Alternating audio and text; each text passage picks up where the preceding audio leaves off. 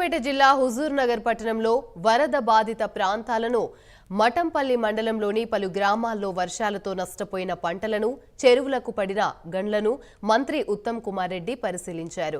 రహదారులు, చెరువులు మరమ్మతులు వెంటనే చేపట్టేలా చర్యలు తీసుకుంటామన్నారు. ఇళ్లలోకి నీరు చేరి నష్టం వాటిల్లిన వారికి 10,000, పశువులు మరణిస్తే 50,000, గొర్రెలు, మేకలు మరణిస్తే 5,000 చెల్లిస్తామని చెప్పారు. ఇల్లు కోల్పోయిన వారికి ఇందిరమ్మ గృహాలు మంజూరు చేయిస్తామని వెల్లడించారు. చౌటపల్లి, ఊర చెరువు, మఠంపల్లి, మామిళ్ల చెరువులను మంత్రి ఉత్తమ్ డొంకదారిలో ట్రాక్టర్పై వెళ్లి సందర్శించారు. గుండ్లపల్లి, రఘునాథపాలెం, చెన్నాయిపాలెం, వరదాపురం తదితర గ్రామాల్లోనూ పర్యటించి రైతులను ఆదుకుంటామని భరోసానిచ్చారు.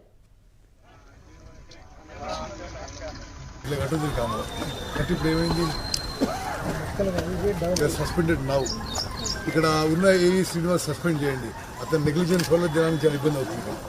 ఓకే, మీ ఇళ్ళకి నీళ్ళు వచ్చి మీరు ఇబ్బంది పడి ఉంటే మీకు 10,000 గవర్నమెంట్ నుంచి ఇస్తుంది.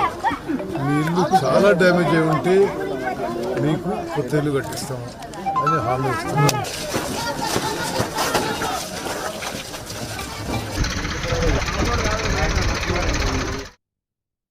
వర్షాలు పడి బహుశా రాష్ట్రంలోనే 24 గంటల్లో ఎక్కువ వర్షాలు పడ్డ రికార్డు 2-3 రోజుల క్రితం హుజూర్ నగర్లో జరిగింది. చాలా చోట్ల చెరువులు కట్టెలు తెగినాయి, కాలువలు డ్యామేజ్ అయినాయి, ఇళ్లకి నీళ్లు వచ్చినాయి. కొన్ని చోట్ల ఇండ్లు పూర్తిగా డ్యామేజ్ అయినాయి. కొన్ని వేల ఎకరాల్లో వ్యవసాయ భూములు మునిగిపోయినాయి. హుజూర్ నగర్ నియోజకవర్గంలో అతి భారీ వర్షాలు, వరదల వల్ల దెబ్బతిన్న ఇండ్లు, పొలాలు, కాలువలు, చెరువులు, రోడ్లు ఇవన్నీ చూసుకుంటూ ఇప్పుడు ఈ కృష్ణా నది ఒడ్డున ఉన్న గుండ్లపల్లి గ్రామానికి రావడం జరిగింది. వెంటనే ప్రభుత్వం అన్ని సహాయ చర్యలు మొదలు పెడతాము.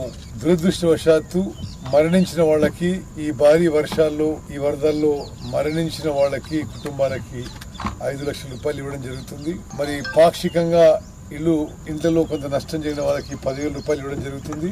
పూర్తిగా ఇల్లు ధ్వంసం అయిపోతే వాళ్ళకి కొత్త ఇల్లు ఇందిరమ్మ ఇళ్ల పథకం కింద ఇస్తాం.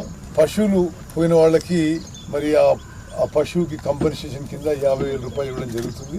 ఆ విధంగా అందరికీ ఎంతో కొంత సహాయం చేయడానికి మా ప్రభుత్వం ముందుకు వస్తుంది.